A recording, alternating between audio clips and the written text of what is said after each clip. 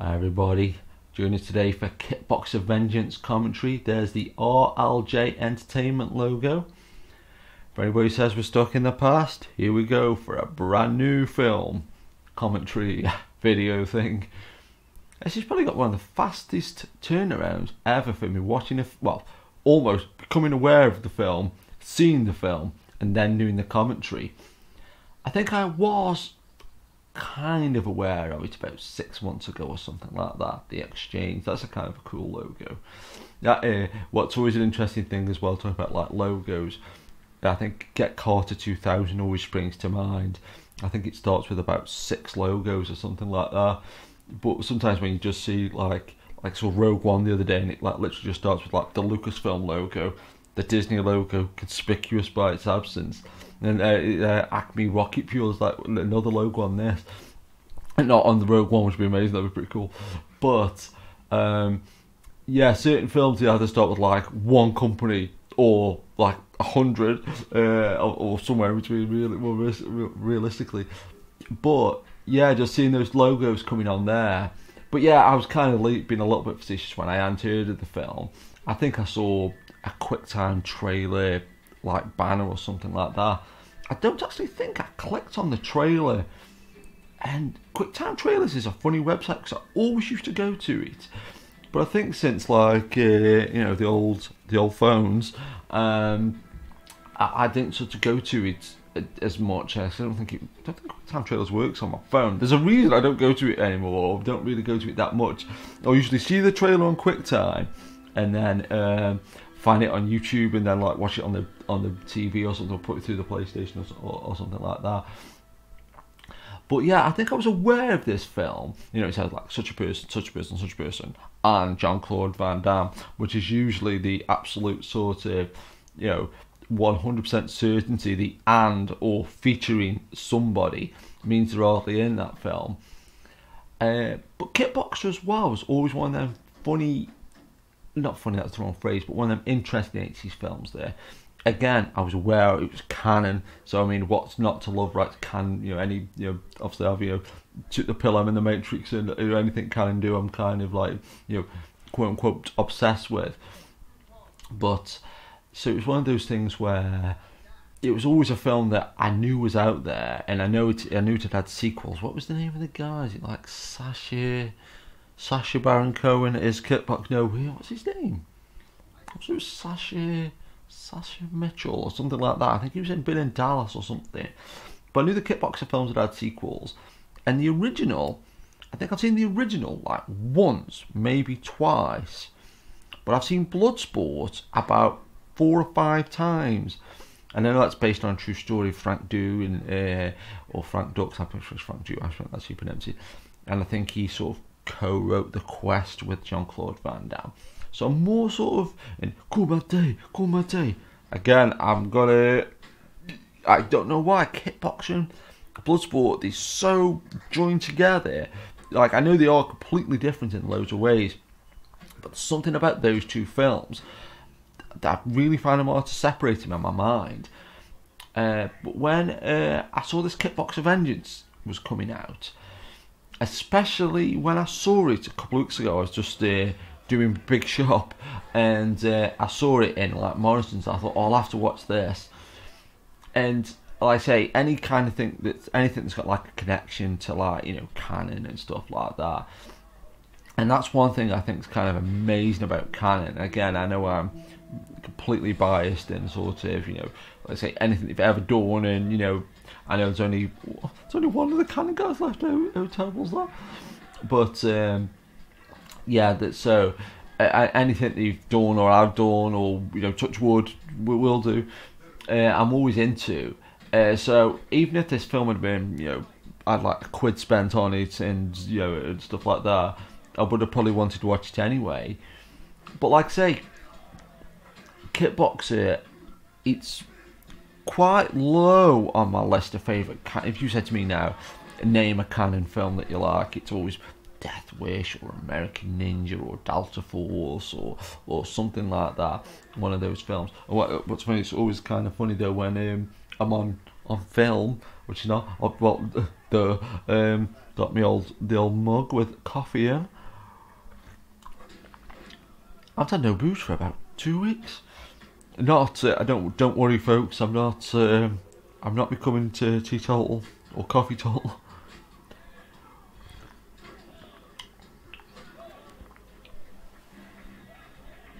Here's a Mendicatio. Oh, did she meow? I wonder if that was picked up on camera. Oh, microphone. The microphone's here. The microphone's here. You probably think this film is about me. What? No. But I don't know why I've started singing on the commentary. It's terrible. I think I've finally figured out the notes on the guitar, and I've started enunciating them. But yeah, so with this film in particular, or this film series, I should say, it's always something that, like, I'm not overly familiar with, or not like, say, American Ninja, when I go, oh, American Ninja 3 Blood Huns, and the trailer was narrated by Peter Cullen, and I say Delta Force 1 and 2, and then Delta Force 3 didn't have Chuck Norris in it, didn't have like Chuck Norris's brother in it, and like Michael Douglas's brother and stuff like that, and like, you know, the Death Wish films, and, you know, Death Sentence with Kevin Bacon in, and I feel like I can just sort of talk about them like that. So I've got me the mouse pointers on there. It just, I know you can't see it, I don't think you can, be definitely so mouse pointer flying around. So it's that film where, like, say, if somebody tried to quiz me on kickboxing, be like, it's that one part where he kicks like some bamboo and his leg hurts. That's always the bit that sticks in my head. And again, talking about the certain Van Damme films, I always get mixed up. I've got this one strong and really vague memory of it. That's a cool shot, actually scene specific for 5 seconds. Always like when you see him eating like rice and stuff in bowls, and like them prawns and everything, that looked really nice. But I've always got this one, and I think it must be AWOL. Leave in the comments below if anybody actually knows this, but I always remember one of the last films I can remember my sister renting when I was at my sister's house. It was because I had quite like a strong tradition. Like, my sister used to live in like a normal, or still lives in the exact same terrace house, and there's Dave Bautista there, the hardest Dave in the world, next to me. Don't tell him I said that. You know, not many Daves you wouldn't pick a fight with, but there's one. He seems like a nice guy as well. Again, don't tell him I said that. But yeah, I've got this really strong memory, and at the same time it's like, was it this film? But because when I used to go with my sisters as a kid, and I always used to, and I even mentioned it to her like literally yesterday, funny enough, that like I'd get to rent like films that I should never have seen, like say Piranha or Friday 13th Part 5 or anything like that. And one of the last films I can remember renting, because where my sister lives, so since the terrace house, she's right next door to a dentist. So it's like, whenever she needs anything, this is even weird. I don't think she uses this dentist anymore, but I think her husband does. But she lives literally, well, I can actually show it in 3D-orama, or 2D. Yeah, where my sister lives. Oh, hi, Mindy. Oh, Mindy wants me out. She wants me out. She wants fussies. There's one to fuss. Oh god, he's one of those cat people. There is a cat here, by the way. I want to going insane. I'll take a picture just so you know. I could move the camera, but then it might ruin the camera. What the hell that means? Ooh, oh, didn't know the light was on. Ooh, never done that before in a commentary, about that. How do I turn this off? Oh, there we go.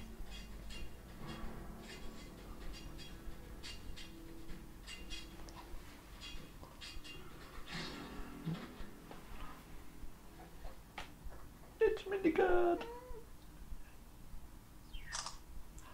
There you go, and that picture may or may not appear on the commentary. But yeah, I'll be able to actually, maybe you could, if like say, if I get round to, you know, if all the stuff comes out, but Yeah, because I can actually at least oh, what the hell's going on here? It's terrible, isn't it? We apologise for the unkempt nature of the presenter of this video commentary. Yeah, but I've got this sort of really strong memory, and it's a really vague memory. But I think it was about like 1990, and I never normally go with my sisters at night, or very rarely, because my sister's husband is dead miserable and like stuff like that. And like sort of so go down really sporadically. I haven't been down night for years. But I remember like about 1990, when I say where my sister lives, like here, she lives literally right next door to me, because I picture it seems funny because it's reversed, but my sister lives like here. She lives right next door to a dentist. Like literally, it's like there, the dentist is there. And then there's like 3 or 4 normal terrace houses. Then there used to be like a little corner shop, a bit like I guess like a general store, or anybody from the UK, there's a show called Open All Hours, and it was kind of like one of them shops where it was like the size of like a cupboard, but it was like sold like everything. And it was like I say, it was just in that time period where I know, video shops. I guess there's still video shops, somewhere.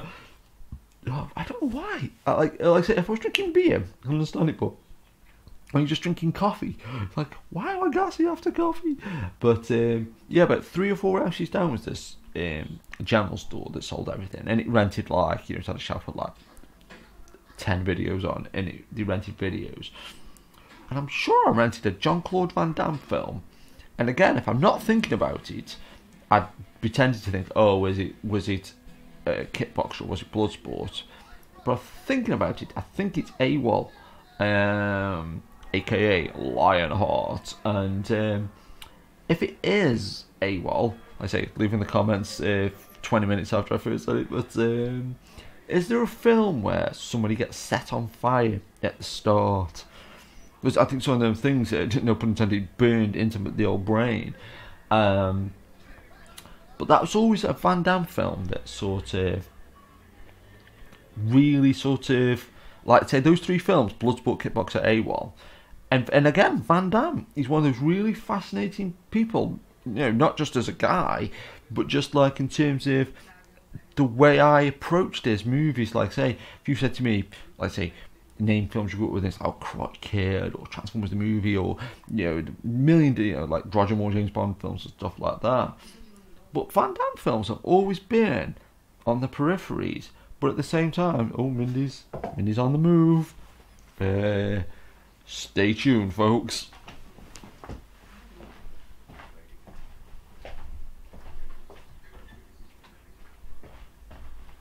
Ooh. Now I'm on this side of the camera.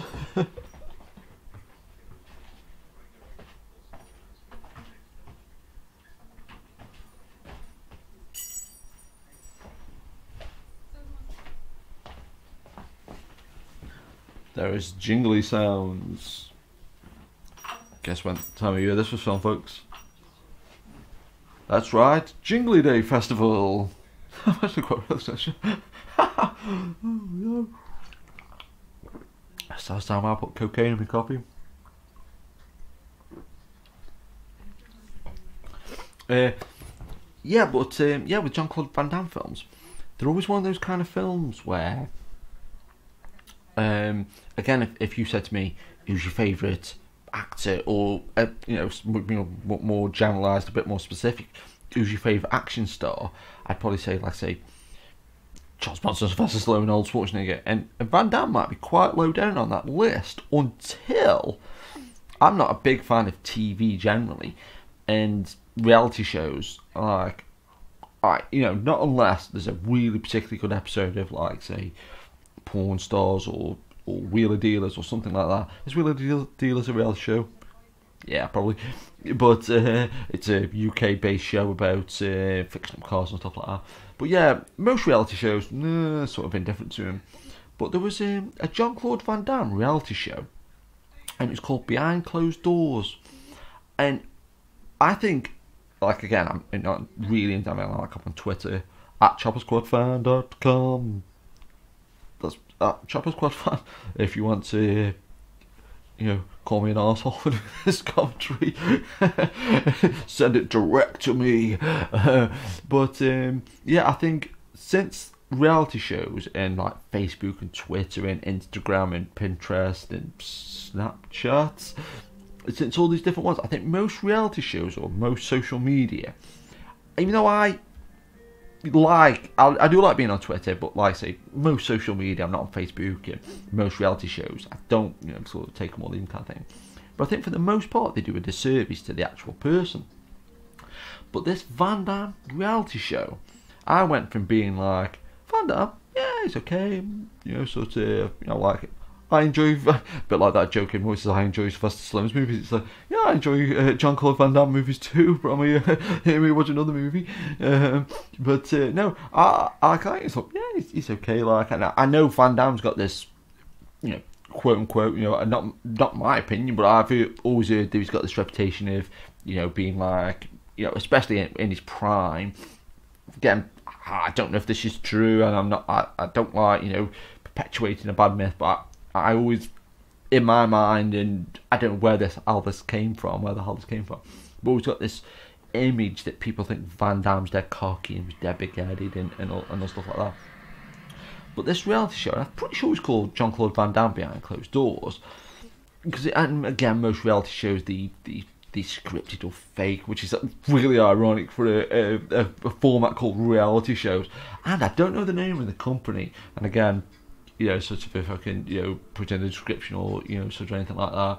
But I saw an advert this morning, funny enough, for an internet subscription service, and it was for watching reality shows, like streaming, like I said, like 10,000 episodes of all these different reality. At first I thought one reality show, what reality show's got 10,000 episodes? Maybe the Real World or something like that, right? Right, Granda? But yeah, this reality show, like I say, whether it was scripted or fake, and if it was fake, it was like literally the best actor I've ever seen in my entire life. But Jean-Claude Van Damme went from being like just Jean-Claude Van Damme to, oh my god, he's like the nicest bloke in the world. Like he was like a dead, good family guy. Like no, that he was like, he was like really down to earth. He was like, he's like, his family seemed like him. He loved animals. He'd got like about 4 or 5 dogs, and he was always like giving a bunch of animal charities. And then his best mate was there, and it was really funny because, like Van Damme, even now, evidently with this film that's on in the background, and I'm just talking all over. Dave Bautista there is in a cage fight. He's become a cage fighter. He's got best reactions in the world. Anybody know what I'm talking about there? Bonus points. I haven't said bonus points for a while. The return. If I do a coincidence, man, and bonus points in the same video commentary, it's going to bring about the end of the world. Although that might happen anyway because of a certain president. That bloke from Escape from LA. No, but.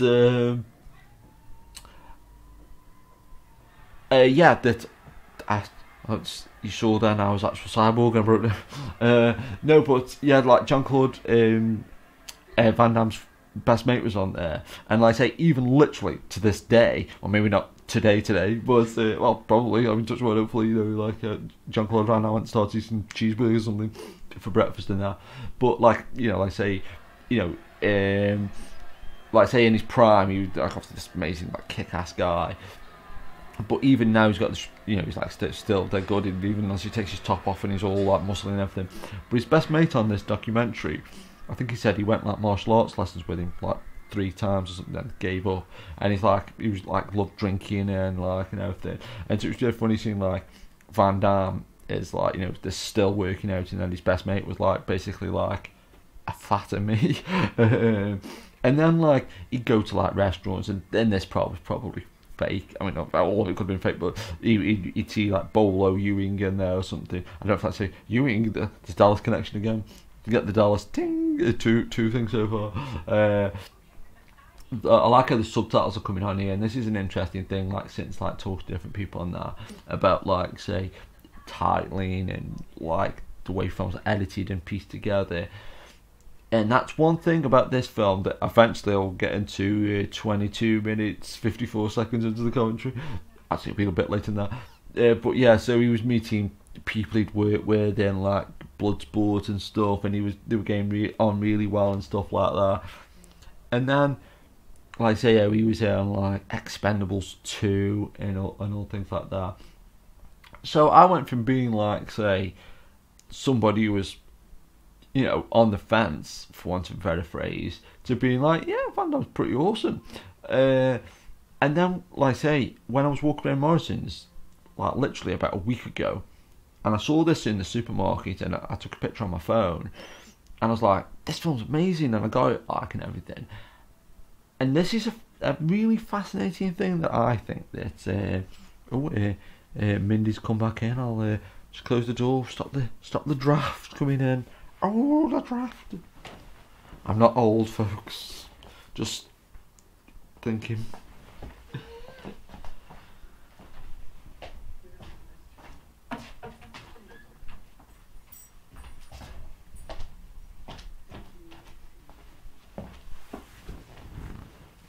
Oh, doors. The door open again.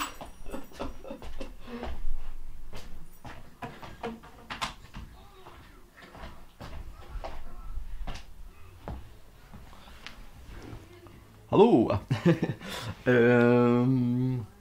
Yeah, but I saw this DVD, and I know they always say don't judge a DVD by its cover, but it looked really nice. Like, you know, normally when you see like I don't think this was straight to video, but that's a really good question. I'm not 100% sure, but I don't know if this was straight to video.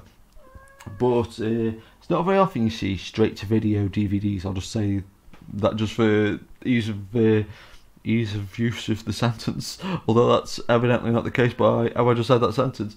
But, you know, these kind of, like, you know, basically Kickboxer 5, whatever number it's on now, that sort of, the box looked really professional, dead slick, like, and it's like, and even like some really big films now, the box is sometimes like, you know, like, you know, they are just like a photoshopped image or whatever. But again, that's one thing as well. I've got to say this on this commentary, that's sort of this commentary, but just generally just talking about, like, you know, just joking about being old, or talking about Cannes films and things like that. But one thing, I think I'm one of the few people my age that can do this. But for some reason, anything digital, people think it's really easy to do. Like, when somebody will say, oh, that's just photoshopped, or they've done this digitally, that, like, to me, if I saw a really good Drew Strausen poster, for instance, or, you know, anybody who's good at, like, you know, the guy who did the Cobra poster, or the guy that did the usually guys, I assume, sexism, but you know, whoever did, you know, the certain posters for certain films, you know, if I thought it was like this great hand painted artwork, I'd be like, oh wow. And then there's Jean-Claude Van Damme in a hat. But that was one thing I honestly thought when he just took the hat off there, because I'm like, I know it doesn't look it on this webcam, but like, I'm obsessed with hair, and especially that hair metal in the 80s and stuff. When Van Damme was wearing that hat, I thought, he's wearing a hat because he's bald, and then he took his hat off and boom, hair. So it was like, screw you, Dave, I've got hair.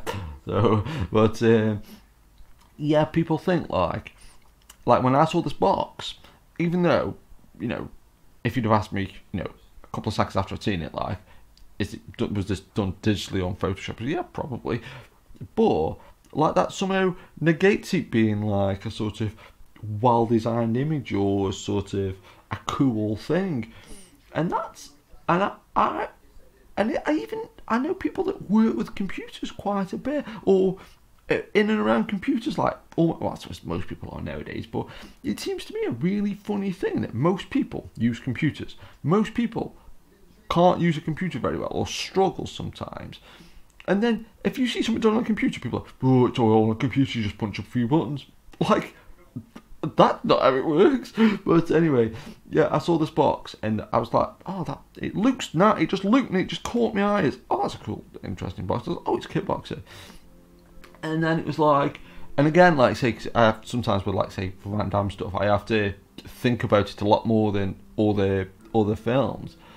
But it was just a case of, oh, that's canon, and then it's always so it's like a sequel to canon, sequel, or it's like, it's a sequel to a canon film, and that's something again that's always fascinated me for a long time, because anything like nowadays you can get like emulators for things, and actually I saw in the new Sinclair Spectrum they've got 1,000 licensed games on there. And I remember thinking though that like when I saw this yesterday, that like how would you go about licensing something like a new Sinclair Spectrum, for want of a better phrase? It was like this little sort of compact version that got games built into it. You could load. You got like 4 keys and stuff, but you could. It was basically, like I say, as close as you're going to get to a new Sinclair Spectrum, really. But it was all legit and all above board, and that's what I was sort of saying, like, when you get these like emulators, like arcade machines, or somebody will do like a Super Nintendo cartridge or something with like 50 games on or something, or 500 games, and like you don't have to do it like above board. You do everyone does whatever they want nowadays. It's like since the internet and stuff. But I've always thought like that somebody, this was it RJL Entertainment in the Exchange and Acme Acme Missiles. What was that company called? I only saw the logos about half an hour ago. But you get like these companies that say, and that's nothing as well. When I was watching this film the other week, so I'm always like stuck on my phone, like second screen stuff, even when I haven't seen it the first time. But like, so I was just, is it canon? So I checked that the original was by Canon. Then I checked this version, and the budget for this one is about 4 or 5 times more than the original one in the 80s. It's Canon or whatever, but the original was like 2.8 million or something, and this one was like 17 million. So somebody has paid 17 million, thinking, okay, we'll make a sequel to Kickboxer. But like I was talking about the Spectrum, that if you think, oh, I'm going to do this above board and not just do some shoddy knockoff something, even if you give me now, with Brit Awesome, I've got £17 million or dollars, you give me $17 million and said, make a sequel to a canon film. I've even posted about it in different places and stuff, and nobody's ever given me like a proper answer. How do you go about buying the rights to something? And that's one thing I find really fascinating about, like, again, like, since the internet, is that how many different things there is now for sort of finding out information. Like, I honestly, even though again I've got this like Luddite reputation, and rightfully so in a lot of ways, I'm always banging on about VHS and like say in my day and all that kind of stuff, and the Savoy Cinema gets a mention. This is an interesting sequence with the elephants, because I can tell that, like, in for the most part, the fake elephants, and it's like almost any other way though, but that sort of, if you said to me now it's 17 million, make a canon film, get the rights, like, I don't get that. And like I say, ever since like the internet, like, I don't know now, I can barely think of a time of coming back from the cinema or watching, say, a film on DVD or Blu-ray or something, and not either at the time or like literally as soon as it's finished, getting on my phone, going on IMDb, checking the trivia. And yesterday, Flight of the Navigator was on BBC Two in the morning. I looked in the Christmas TV times, as you do, and it was really funny because, like I say, I just thought, oh, cool, because all throughout the year, I say, again, I don't watch a lot of TV, but sometimes you just put it on in the morning, just just for some background or something like that. And occasionally, I always like start at 1 and work up as you do, right? I guess old habits die hard, to coin a phrase. And it makes me laugh all throughout the year, like, because I normally go, like, very rarely get up much later than like 8 o'clock. Even if I didn't go to sleep till like about 4 or 5 in the morning, I always go up at 8. Just one of those things. But put the TV on, and it's like breakfast. Then BBC Two will have usually like a kids program or something like that. ITV, these are all UK channels, obviously. ITV will have like Good Morning Britain, but then Channel 4 will have Everybody Loves Raymond, 2 episodes on, and it's always really funny that all throughout the year, Channel 5 have this thing called Milkshake on, where it's like just kids programs, like like, and not even the cool cartoons, just like how to say ABCs and 1, 2, 3s and all that kind of stuff. They are kind of cool, but I'm just being and then so loads of the channels in the UK all throughout the year, same programs, and like I say, especially like channels like Channel 4, they have like Everybody Loves Raymond on in the morning, and then in the afternoon they have a program like called Countdown on, and it's just basically you feel like it's the same every day. Like say put it on for like half an hour in the morning, like say just while I'm doing the cat trays or feeding the cats or having a coffee as you do, and but then when it gets to like Christmas or if it's like a bank holiday, it's really funny because just like literally overnight, like that audience that like I don't know, honestly, I sometimes think I've got like an addictive personality and I can watch the same stuff over and over and over again.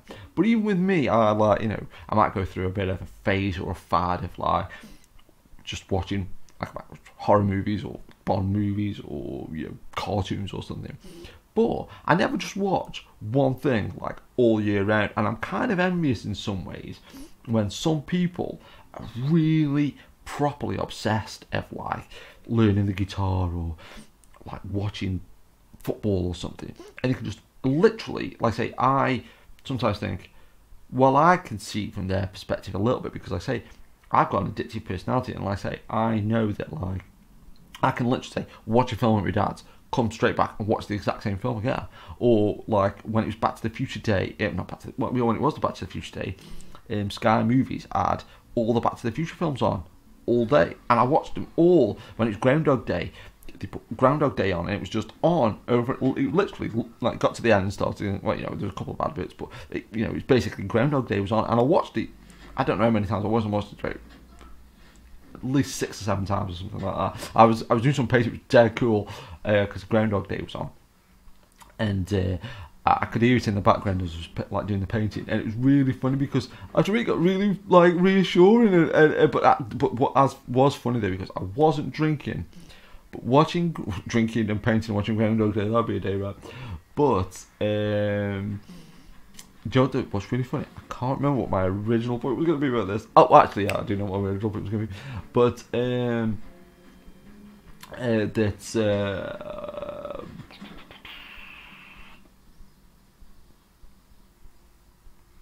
maybe I didn't know what my original.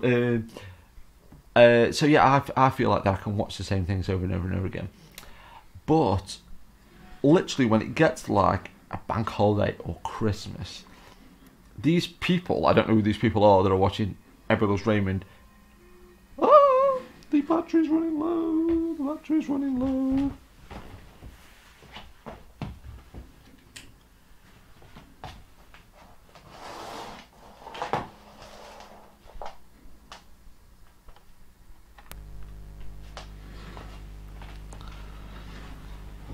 Oh, that was interesting.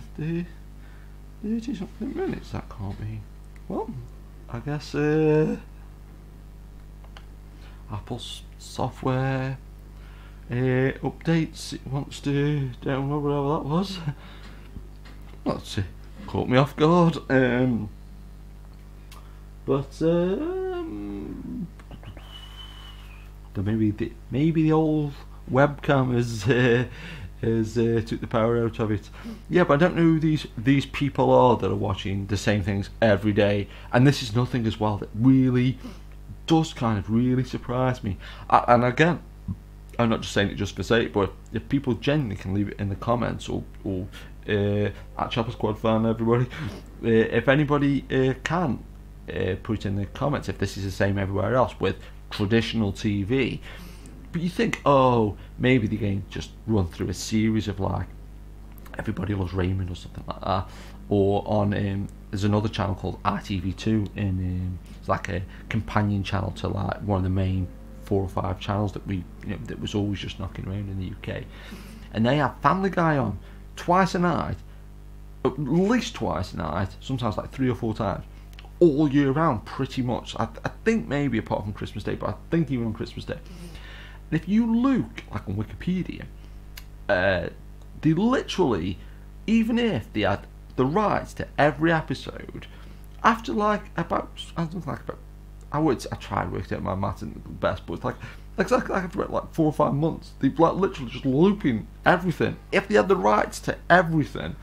And like so I don't know who these people are. They're just watching like Bill Raymond every day. And like say you think, oh well, maybe they just came through a bit of a fad, and after like a year they'll stop or something like that. And literally you can see it. Finally, occasionally I'll have like a newspaper cutting, or like an old TV Times. I've thrown loads on way now, but occasionally I'd have like an old TV Times from like about 7 years ago, and you'll look through it, or just through memory, you'll think, wow, is this so long? And there's nothing as well. It's got montages in this film, done unironically. So it's like this film is just amazing. But yeah, anyway, massive long-winded point, and we will get to talk about the film eventually, folks. I've just talked about it, so there you go. But yeah, so when it gets close to sort of like Christmas or a bank holiday, like yesterday, Flight of the Navigator was on, and I just tweeted like, oh, Flight of the Navigator's on, and then about a couple of minutes later I just checked back, see if anybody else was talking about it. Loads of people like, oh my god, I mean they weren't just replying to me, but loads of people going, oh, I can't believe Flight of the Navigator's on, and I was going to go work, and I'm tempted to have the day off now, and people saying, oh, don't worry if you miss it, it's on the catch-up service and all this kind of stuff. And loads of people saying how good Flight of the Navigator was, and then straight after, on a different channel, Brewster's Millions was on. But some people saying, oh, Brewster's Millions was on, and stuff like that. And this is that, what like I said, what I was saying that's quite funny about me, and I'm going to bring this road, is that, like I say, I've got this reputation for being like a Luddite, but the flip side of that is the fact, though, that like, I really love how you get access to movies now. How, like, I went to the cinema the other day, see Rogue One. It's like, 10 minutes down the road, see the brand new Star Wars movie, and then like seeing things like this brand new Kickboxer movie, widescreen and all this kind of stuff, and then you can go instantly straight away, like look on Internet Movie Database, Car Movie Database, you just find all this wealth of information, and again, this is such a funny thing about the internet. To me, it's like a Rorschach ink block test. But like when, say, the trailers released for the new Mummy film starring Tom Cruise, I thought it was really funny that like, and I honestly, it's about like reality shows. I sometimes feel like I'm in some really messed up reality show or true show. I don't really, but just occasionally, like on Twitter, they were saying like,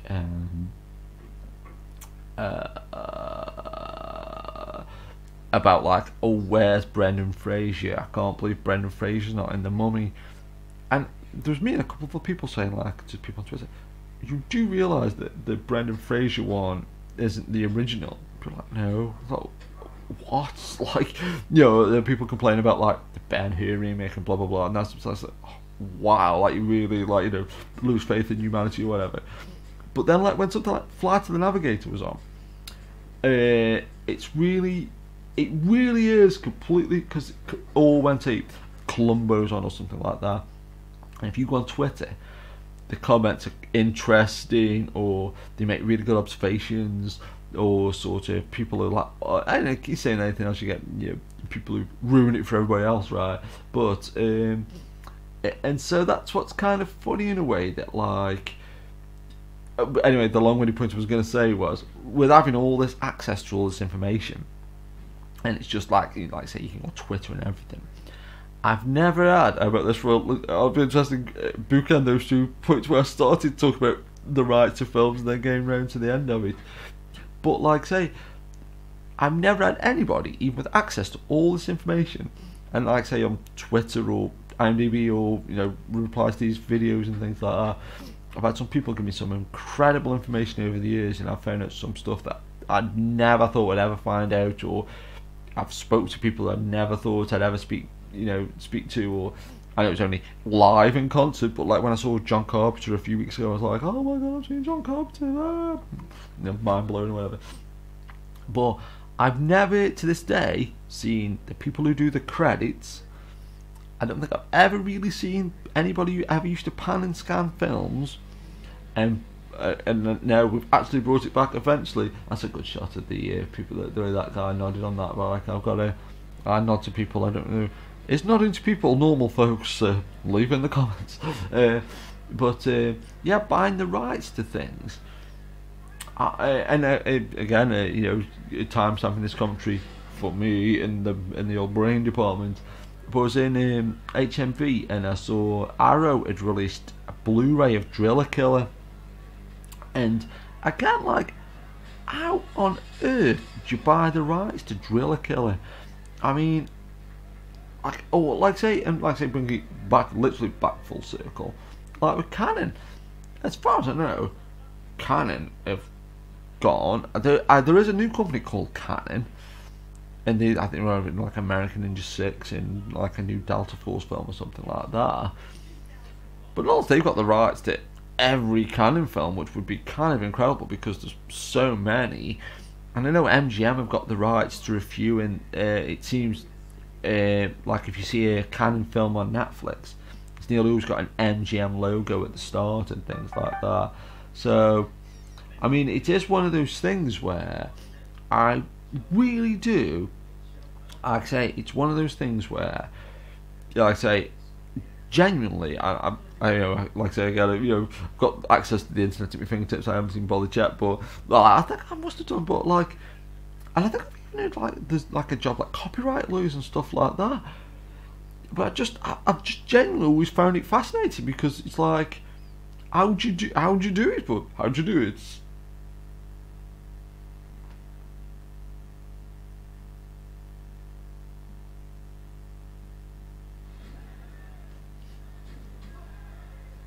I've actually started watching the film now.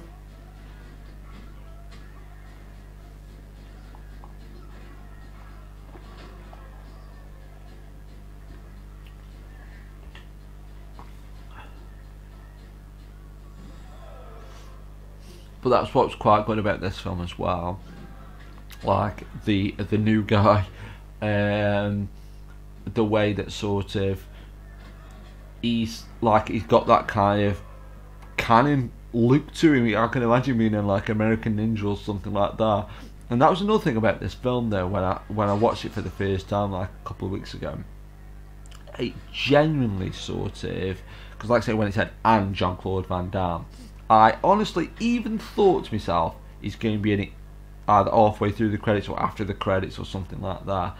I thought he'd be in it for like 5 seconds, but he's in it quite a lot. But what they've actually done really, really well is to sort of like, it feels new, like this new guy and everything, and then the way like Van Damme's in it, and like Van Damme fights quite a lot in it, and so you've got this, and I think that's a really hard thing to get right, because I don't really even mind it, like say with American Ninja 3 when they completely replace like Michael Dudikoff or something like that. And I was actually thinking about this today, that I kind of like when I was thinking when it starts getting into like a screensaver mode, and I just sort of just knocking the mouse pad. Here we go, Van Damme fighting. I was thinking there's it said list of cocktails there, and I almost thought it was going to have a price list, but that's one thing I absolutely love doing if you see a price list in something, especially if it's like an older film.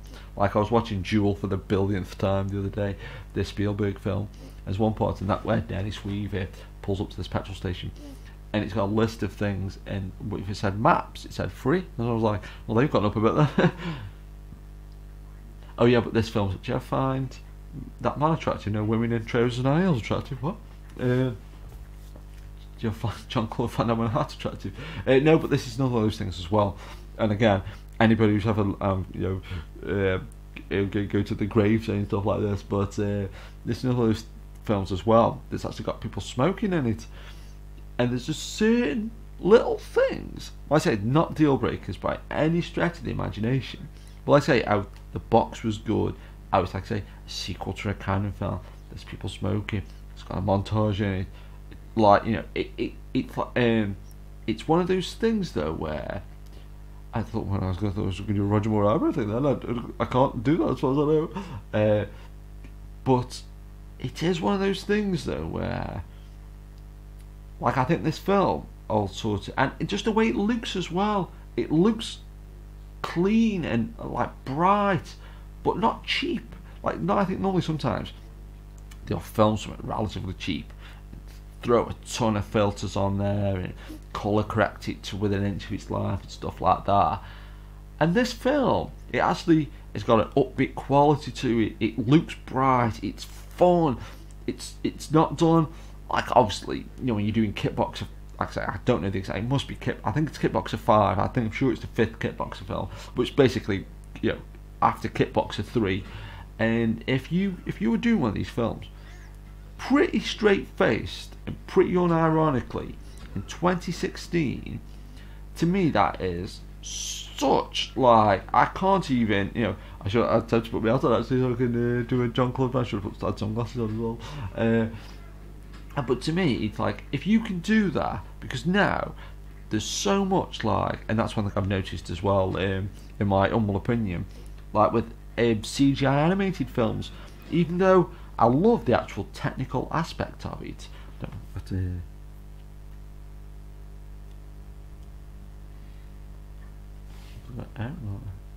oh, sorry folks. Yeah, but even like, oh. Oh dear, what's going on there? Oh, I'm sleeping now. Whatever sleep is. But yeah, you know, I like animated films, and I like this sort of the technical aspects of it. One thing I've since started being a bit wore down with CGI animated films is they're all postmodern and like, hey folks, we're in an animated film. And again, to timestamp this commentary, that's one thing I wanted to say about the Daredevil on the brain. Who's that Daredevil on the brain? But that Driller Killer Blu-ray, I thought was so funny that, like, it was like 14 quid or something like that, and it's got so much stuff on it. It was like, take a 4K restoration, take from the original camera negative, 2 or 3 versions of the film, commentary, production notes, all this great stuff, and so it was 14 quid or something. And then I remember years ago, when after all the BBFC stuff died down along the censorship in the UK, when Driller Killer first came out on the UK, remember it brought for me for, I think it was my 18th birthday, well, that's my 21st birthday actually, but it was like on VHS, I had it brought for me, it cost like 50 quid or something, from like pre-owned from like an ex-rental VHS, which is like a mad set of circumstances. And like when I compare those two, that's what I just want to say that quickly, but and you go second montage, everybody. But yeah, with like a lot of modern CGI animated films, they're all like this, like, you know, all that kind of stuff. And then I saw an advert yesterday for the Emoji Movie, and again, it very well could be good, and it probably will be quite funny. But I normally think, oh, there's like the Kickboxer kicking the tree there. I like how he does the engrades as well, and his leg goes up as well. So that's the one thing I do remember about Kickboxer. But yeah, with this Emoji Movie, I normally think I'm, you know, for my age, I'm normally, like, even though again I've got this reputation for bloody hell, you know, in my day kind of thing, like, I normally think for the most part I quite like new comedy, I quite like new music, I quite like new action films, I quite like new stuff. But like say, just every so often, like say when I talk about, like, people talk about the Brendan Fraser originals, I'm like, what? Like I really think, like, just for a second, it's like, oh, is this like a joke? And it's like, oh no, people actually think that. It's like this, like, Emoji Movie. It's like when you think that there's certain filmmakers like Romero or Carpenter or say Toby Hooper or something that can't hardly get a film financed, or the flip side of that is something like these people have got like Kickboxer 5 made, and then that's somewhere in that like weird middle ground is you've got the Emoji Movie, which is like, well, this is like a similar thing. I saw Angry Birds the movie Lego like about like 6-7 months ago. I was like, okay, like it just completely like blindsided me. But yeah, so it's kind of again, I don't know what the original point was, but stuff. But you know, one thing that is funny though, because with being involved with like a couple of different commentaries websites, and sort of doing all the commentaries now and stuff, and just and doing things like that. But I'm so used to having the mic in front of me. There's topless man. That could sound that much better. But I'm so used to having the mic in front of me, and somebody's looking into the mic or just looking directly, sort of. Oh, there we go. He's actually doing the pose there. Watch, I could take a picture of that.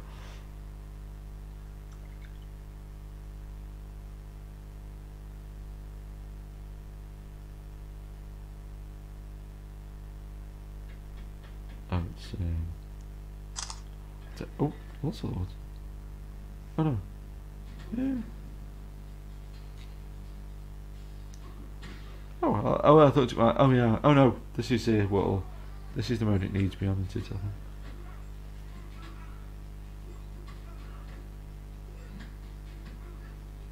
don't know. I was gonna try and make you do that infinite loop thing, but never mind.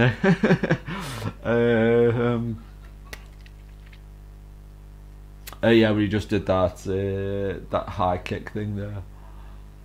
Like I say, that's the one thing that I'm always. Oh yeah, but that's one thing I was going to say. That yeah, I'm so used to say not looking into the camera, and I think I said it on the Death Wish 2 commentary. Canon again. It's what goes around. That guy, the guy standing next to Dave Bautista, looks like Kirk Hammett a little bit. Yeah, but it's kind of like, because I've noticed on loads of commentaries that I've done, it's ever such a fascinating thing that I think sometimes when you listen to, say, a commentary, a really good fan commentary, or just a good director commentary, because I've had director commentaries where, you know, they're really sporadic what they talk. Sometimes they finish before the film's even finished, or like these ones that are moderated, or these ones that are pulled from old clips and things like that. And I think like I'm not saying I can do good commentaries, but far from it. But like I think it's when she thinks, oh, just somebody talking about a film, and obviously this isn't a film, I know, because I've only seen it like I've seen it once in a little bit. So I don't really know this film as in depth as I don't know this film as in depth as I would like. As in depth as I would like. That's all good sentence. That's one thing I was going to say when we talk about like the light-heartedness. This is probably the only self-referential part that I really picked up on. I'm sorry, picked up because you'd have to be a complete moron to not notice it. But in the credits, they show the footage from the original kind of movie of Jean-Claude Van Damme doing a little dance, and then they show footage of the new guy, I don't know his name, the new guy, and he's doing a little dance off as well. And I thought, again, it's the such complete unpretentiousness of this film that like you'll get like a lot of people, and I get statistic not verified, but I guarantee that if you ask, say, 50 filmmakers to do a sequel to Kickboxer, excuse me, with or without Van Damme, but just say for argument's sake with, they would do it, it'd be dead post-modern, and it'd be dead stupid, and it'd be like over the top, but not the good kind. And I really feel like they absolutely nailed it with this. That, like, you know, like I say, it has got that playfulness. Oh, hello, Mindy. Mindy's meowing. Likes a force. Yeah, but they got the tone absolutely just right with this movie. Oh, there's a Jaguar with the a woman in a Jag smoking. I've gone past wherever this is.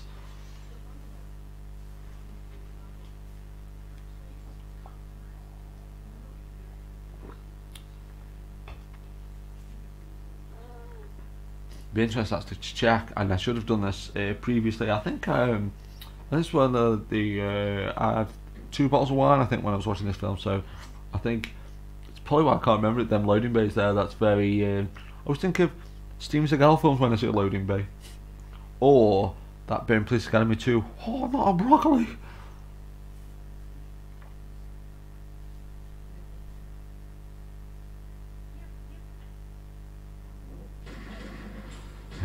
This is something I noticed instantly the first time I watched this film, but the number on that forklift truck is 74.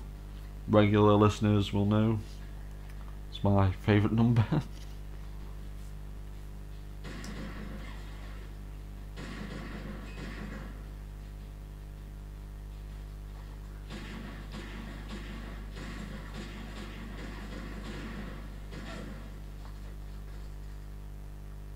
And again as well, like a little tiny bit of shaky cam there, but for the most part, is that one of the most bizarre feelings? That's last time when you stroke a cat, lot of hair. Ooh, there's a fairy cat.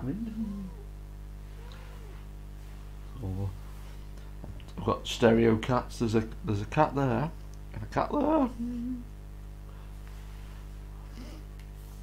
I can't say the other cat's name because he reacts to it. He knows his name, and Mindy doesn't know her name, but she likes a stroke.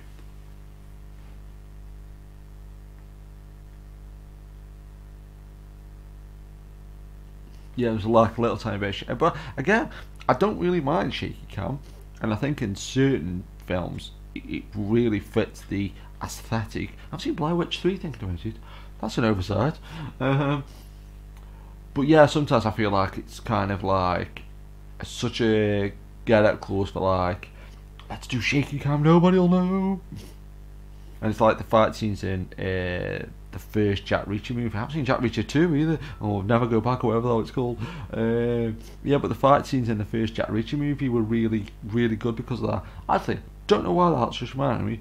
Biggles is on in 2 hours on UK TV. There will have already happened by the time this commentary's gone out. And I've got it recorded as well. This is a really fascinating thing. I don't mind. Again, anybody who's got any, the 2 people listen to the whole of this commentary, if you can reply to this or agree with this, it'd be fascinating. But this is a really weird thing I think film fans do, like real hardcore film fans. That can you do air quotes with one hand? Yeah, air quote. Oh, look at the meditating.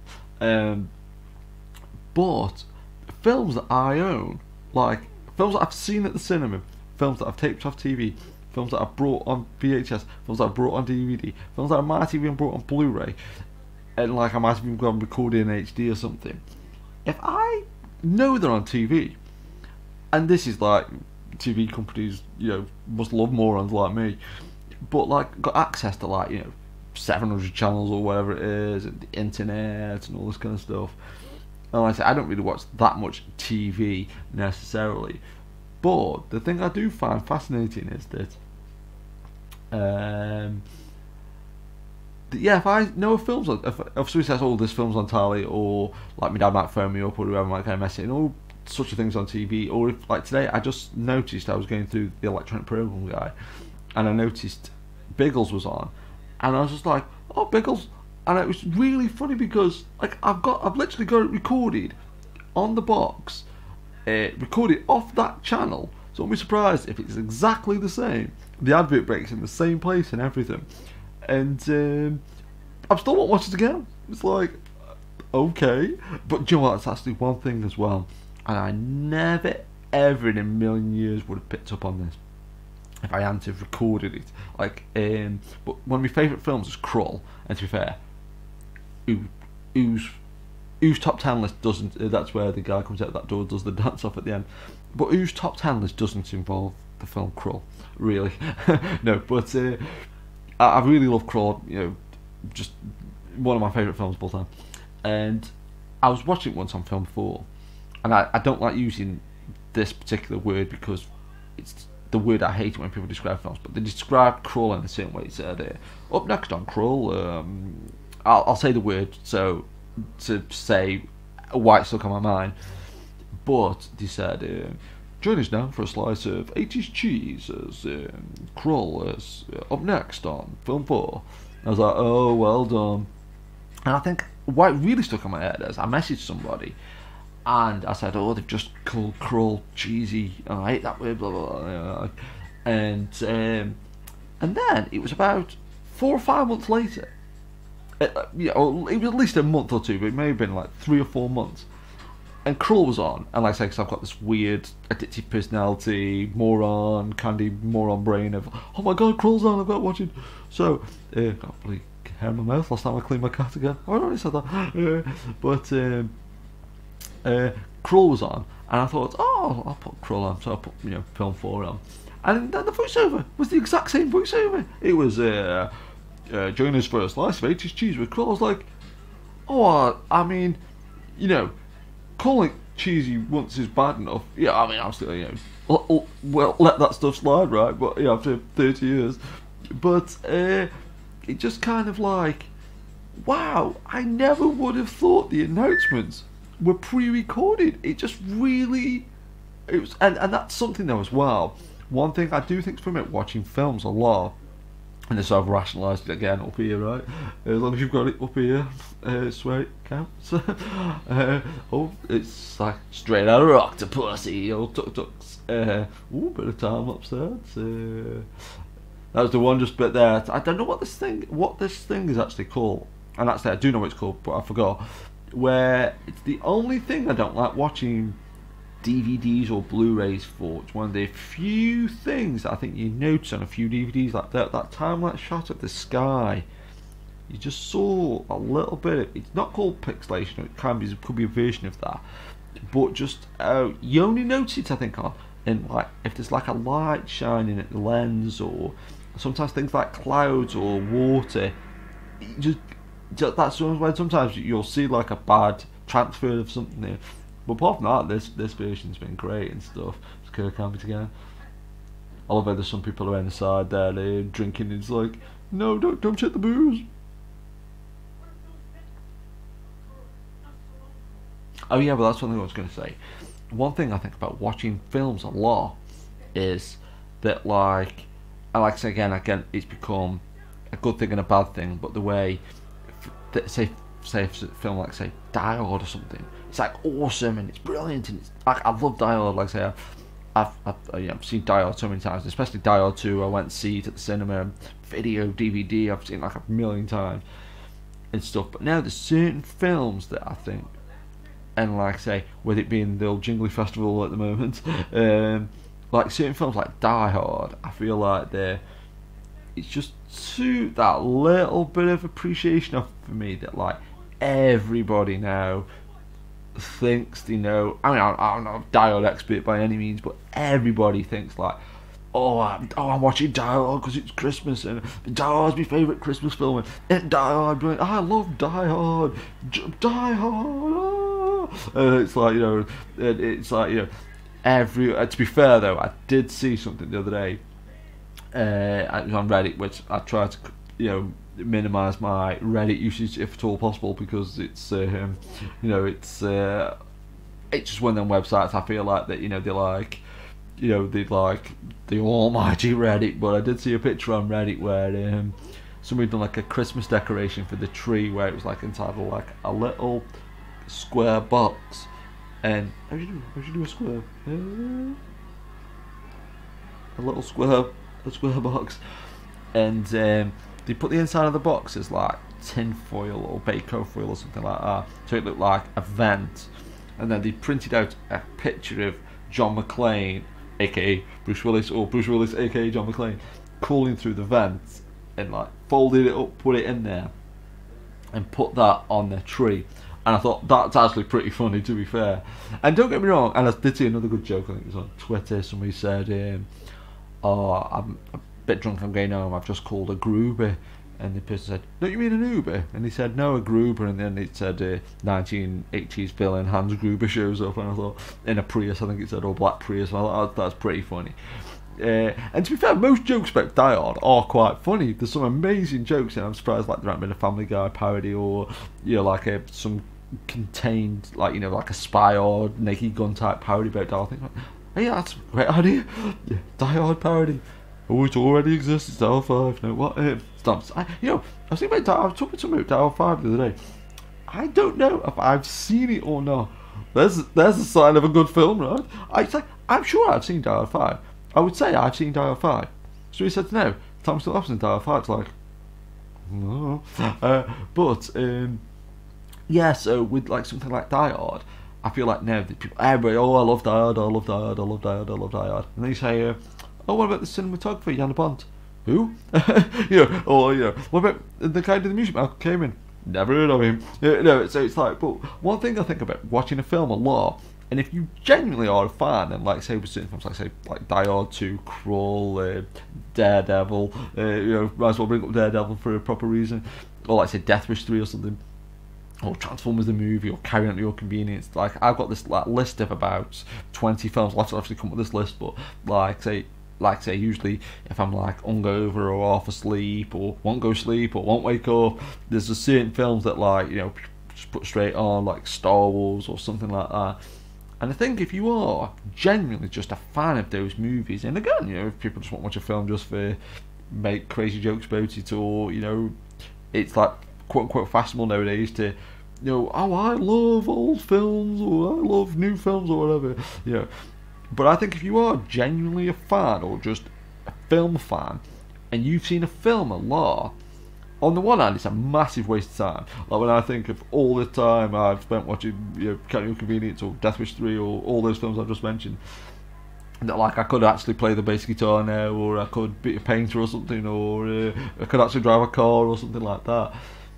But there is something there about just watching something over and over again, or if you just leave it on in the background, or if you fall asleep with it on, or you look at the box a lot. If some of these films, if I'd only seen them once, I wouldn't like a reader. I like the way he did that. Check out that guy with it. The Superman she dance, look. No, but if you watch a film a lot, I really feel like that you just pick up on certain little nuances, or I can't believe sometimes that there's films that I've seen maybe 50 times or more that I thought I knew them inside out, back to front, and then I'll see a bit that I'll be like, I never saw that before, and it won't just be like somebody in the background way, don't want to point off camera, somebody way in the background, but if it's like it won't just be, occasionally it will be. I always remember saying St. Elmo's Fire. I'd seen that tons and tons of times. I watched it again for the first time in ages the other day. I was like, I haven't seen time saves on TV, and Sky Movie's great, no less. But I was watching St. Elmo's Fire again. But when I'd watched it a lot, I'd watched it all the time over and over and over and over again. And there's one part in that where there's a woman standing on these tables spinning round in this like homeless shelter. I was like, I've never picked up. I was like, how could I have not seen that? Like, it's like not, but like say, sometimes it will be something in that ballpark of like somebody in the distance wearing like, I don't know, trying to think of another example. Maybe this is probably a bad example, but something like Stanley in the first X-Men film. I think he's in he's on the beach and the camera just pans past, and I think I've only seen that film a few times, and I don't think I picked up on it until I saw a YouTube clip of somebody putting all the Stanley cameos together. I was like, oh, that's where Stanley was in that film. But sometimes it'll be something like, say, in that zone or whatever, but then sometimes it will literally be the most signposted, like ding ding ding ding ding ding. You may as well have a giant arrow pointing to it, or it might not be an in-joke. You might just be like a James Bond film if a car's driving down the street and it drives past like a huge neon sign saying something, or you might just see like a huge thing you never picked up on. And that's one thing I love watching about old films for. You go, how could I have not seen that before? I've seen this film like say 50 times or something. And then though, I really think, and like say, again, taking it to that next level of say something like Psycho 1998, because the amount of flack that film got, or something like Captain Dr. Caligari, something like that, films there, or so you get something like Psycho 1998, which everybody hates, or something like Captain Dr. Caligari or Koenigsegg, films that people really genuinely love and are considered classics. And I've seen those films quite a lot. And again, it's that thing, I've seen it loads. I've seen it sober, drunk, like all these different permutations. And I'm dead glad to talk about this, about filming the commentary in this setup. But I think that's the one thing I do like about having that addictive personality. I think people who only watch a film like once or twice, you may not pick up on things like that. or you may just like things go. Actually, that's one thing as well. I saw an advert the other day and it said, on movie night I like to watch this, and I was like, imagine if you watch movie night once a week, how terrible would that be? Once a month. No. Oh yeah, but that's one thing though. Like, I think I did briefly pick up on it earlier on, but recording commentary like this, I do think's funny though, because now, like me on myself or me with other people, I've probably done close to 100 commentaries, but I do find so fascinating that, like, I think I did a Porridge, well, I think I did, I know I did. I did a Porridge the movie commentary once where I saw it on YouTube, and I thought, what's the least amount of equipment that I can record a commentary with? So I literally just got like a headset, plugged it into the computer, but I don't know why I'm looking over there, because the computer was over there at the time when I did. That's probably why. And again, Porridge the movie, that's one of those films where, oh, that's one thing I was going to say actually, that I think sometimes I've got a relatively good memory, and especially for films. But one thing my dad can do, and a lot of people seem to be able to do it, is a film you've seen a lot, you could pause it anywhere and say to somebody, what's the next line? And not unless very, very few films, maybe Porridge the movie, maybe Count Your Convenience, and maybe Star Wars or something like that, that I would really struggle. Like, I've never been good with like song lyrics and stuff like that, and like there's like 2 songs that I know all the words to, like Rolling in My 5.0 and Turtle Power and stuff like that. But I'm always fast. Oh, bloody hair, man. I don't know like why I can't sometimes think of the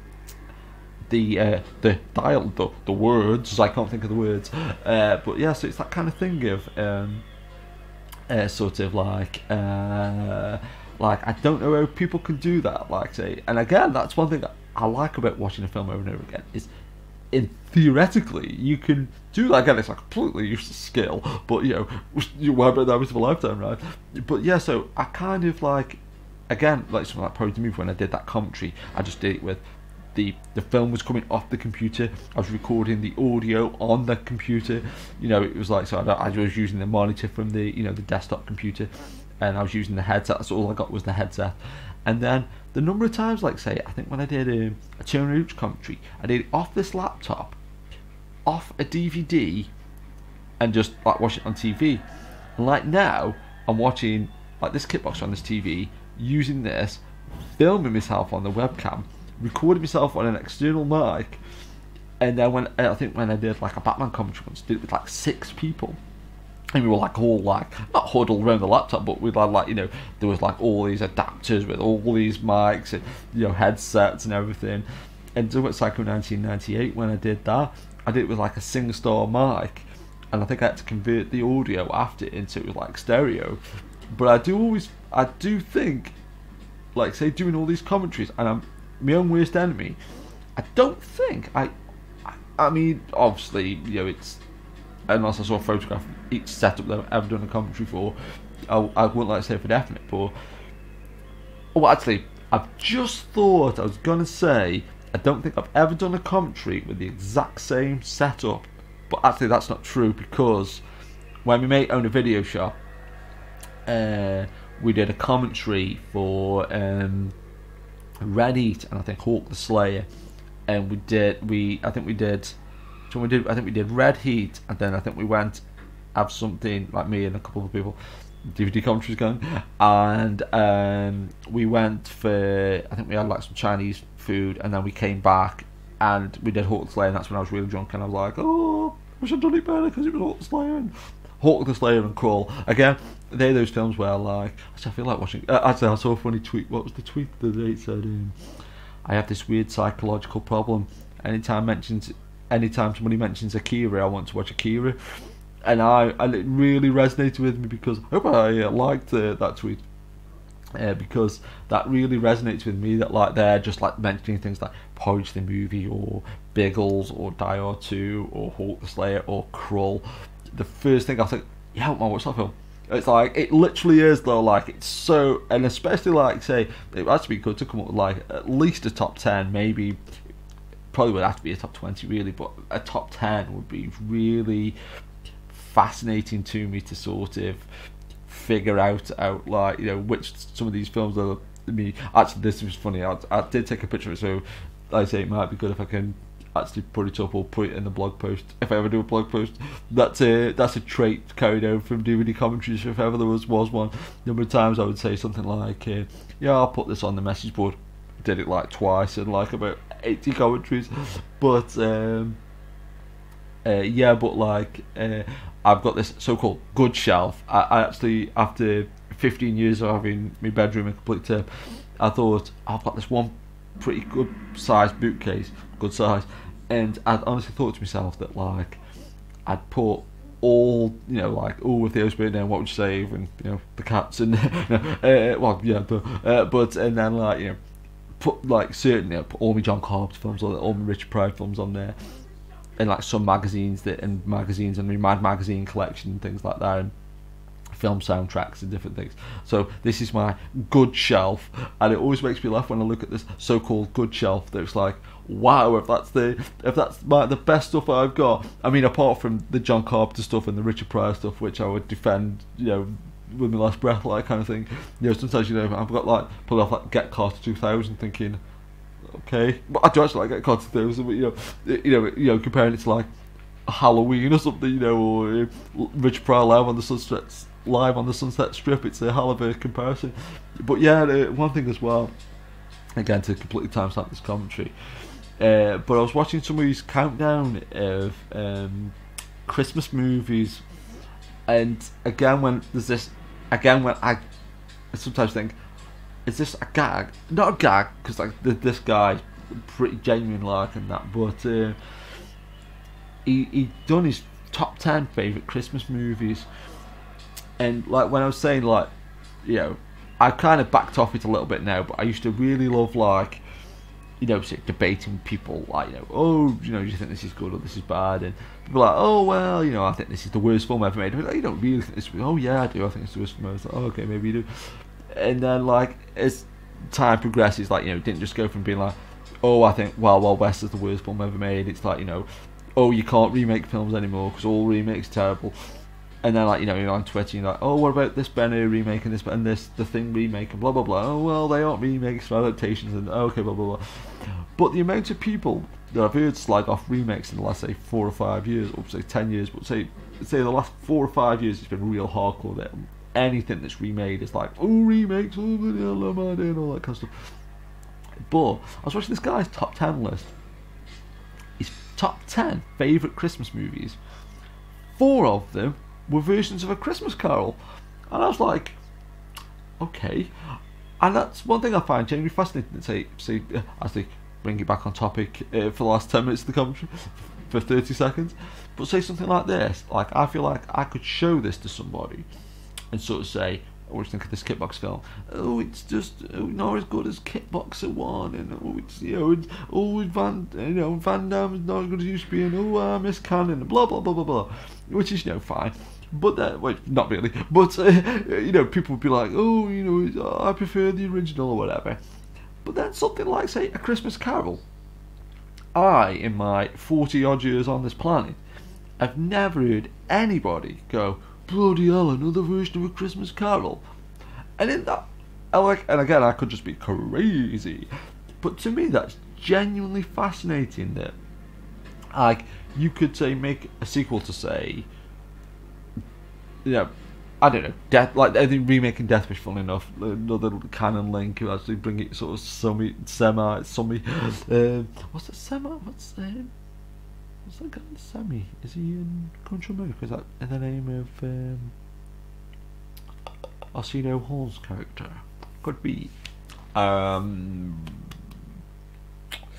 but you can remake something like Death Wish that's like, you know, based on, like, you know, a pulp novel almost, and like, you know, exploitation film, and like, so you can remake something like that, and people, oh, not as good as the original, and, you know, again, sacrilege to, you know, of course Charles Bronson was amazing, but, you know, people are like, oh, I prefer Death Wish 4 over this Death Wish remake.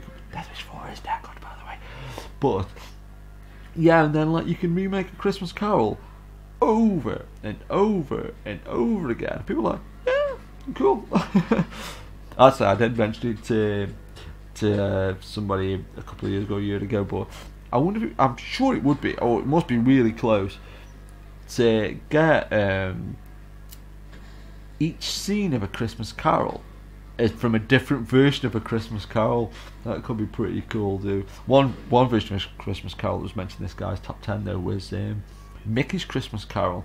I remember going to the cinema to see, my dad took me to see Lady and the Tramp, and it was a double bill. I think it was my first double bill, and the film before it was Mickey's Christmas Carol. And I don't know why I've always got this little Nam flashback of queuing up in the passageway to the Savoy, and it's when you queued up 20 minutes before the film started, like, and stuff. I always remember this really vividly stuck with me. But there was this mum with a kid, and she was talking to another mum, and she said, he thinks it's still pictures because I said we're getting the pictures.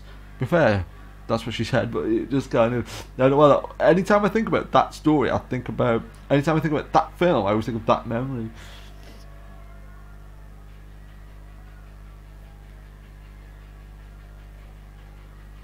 What's funny about like this, because at first as well, I say, I may as well go through the whole commentary and not know it's funny though, the main guy, I don't know who the main kickboxer is, but I know that's Dave Bautista. But again, actually I think he's one of the exec producers, probably where the 17 million came from.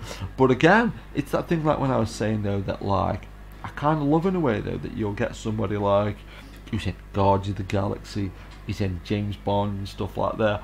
And then it's like, I'm in Guardians of the Galaxy 2. Oh, what was the film we did just? Kickboxer 5. I mean, how awesome was that?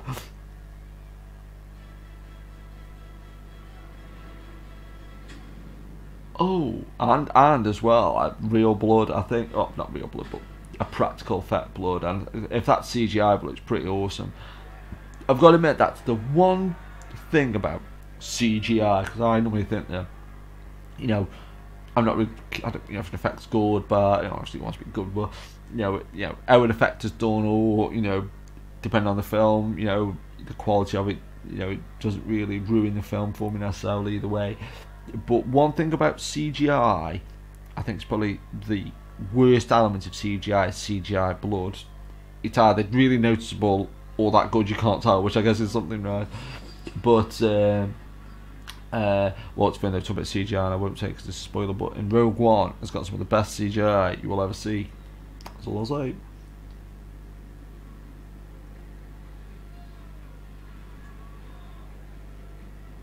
And that's one thing though as well, like this scene actually going to be scene specific for the 5th time in the if you're playing the scene specific drinking game, you're probably still so cold sober, so just apologise about that.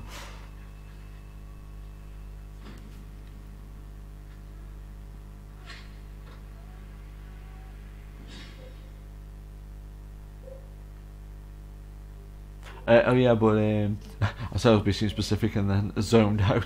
But yeah, like some of these films like that there is like pulling down onto the knife. It's like that's pretty brutal. I haven't got my random crew member either, so let's go for either a random guy or catering.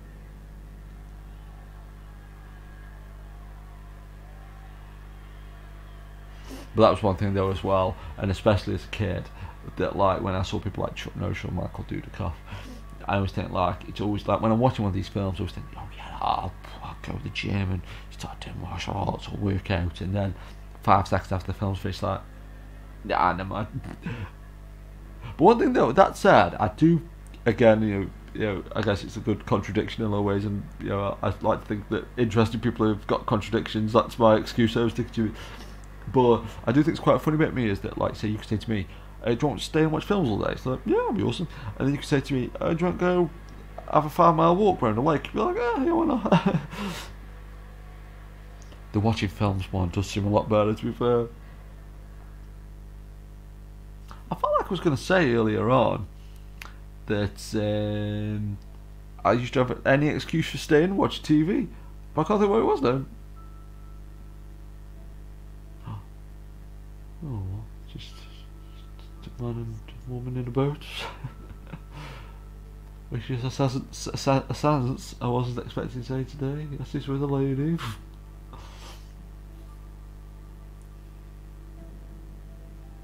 Phone number there, 035 25234, I think it was.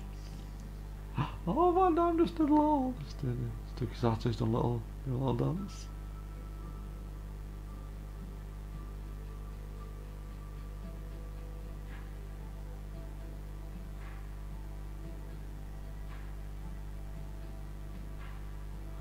You can't just do a commentary for Kickboxer Vengeance. Oh, I just did. What film was that? Based on characters created by Jean-Claude Van Damme. Directed by Dimitri Logothrius. Oh god, he's doing a little dance now.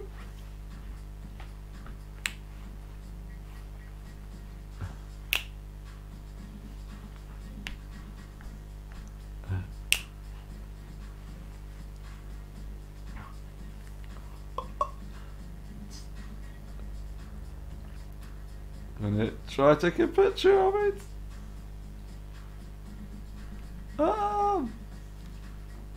Just oh, whoops.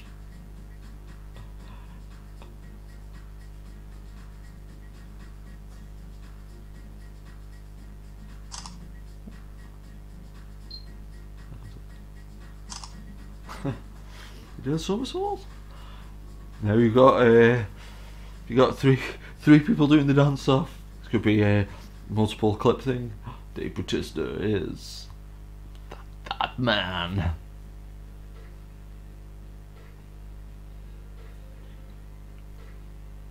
Pretty cool. Now I've now watched that film 2 times. I say it like again, but that's what's kind of funny in a way about like things like second screening there, because the first time I watched it, I started drinking as soon as I watched it, so I feel like I can remember it. But then, then I've just watched it and not talking. The producer switched out the passing. Oh, I didn't say it. Oh, let's put down right. A tribute quote, but that's the worst thing about like say sometimes second screen stuff, because that like you sometimes think, yeah, I watched it, but then a lot of ways it's like be interesting what that Jaguars will go to car movie database. The random crew member guy is Sulin Ansari. I wonder if you say Ansari's Ansari relation to Jean-Claude Van Damme. Fighter. And who'd you play in the new Kickbox film? I play Fighter. Stunt pre-visualization.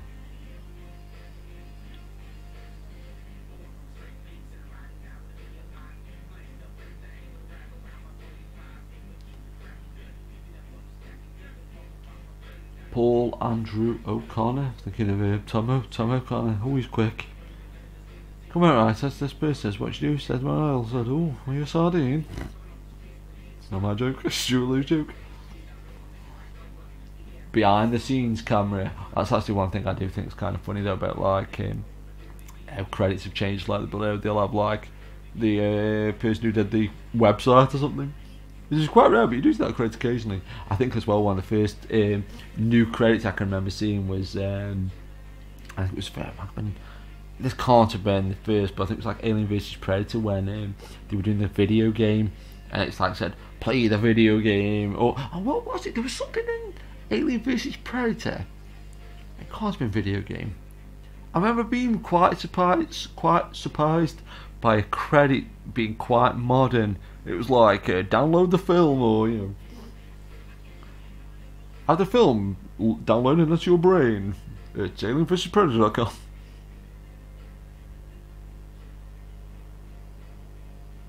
I believe they're doing another Alien film, another Blade Runner film. Animal Wrangler.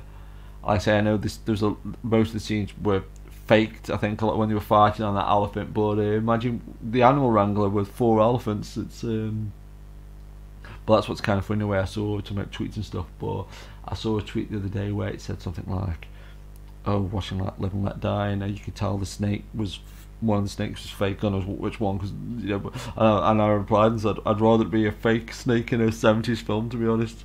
As much as I love old films, I must have said it before, Acme Kick was that, just like Acme Rockets, Radar Pictures. I think Radar Pictures might be the main company, I'm not sure. Yeah, as much as I love old films, like for the animal aspect, it's like, oh. And title design, and it wasn't Scarlet Letters either, Scott or Dixon. That should have been me. Random. I'll have 2 random crew members. He'll be my other one. I haven't even seen catering. Oh, that's up there. It says Lionheart, written and performed by Nitwit. But Lionheart, that's the name of AWOL, right? And don't forget, folks, was that the filmed on Panavision cameras? That was nothing. I remember from my first drunk. My only proper viewing of this, really. That's bad when the only proper viewing is when it's drunk, but it was filmed on Panavision cameras. How many 17 million low budget films are filmed with Panavision cameras, right? Acme, copyright 2016, Acme Kick LLC, all rights reserved. This film was done with no catering and filmed before a live DVD commentary. See you later. Oh, wait. Keep it locked.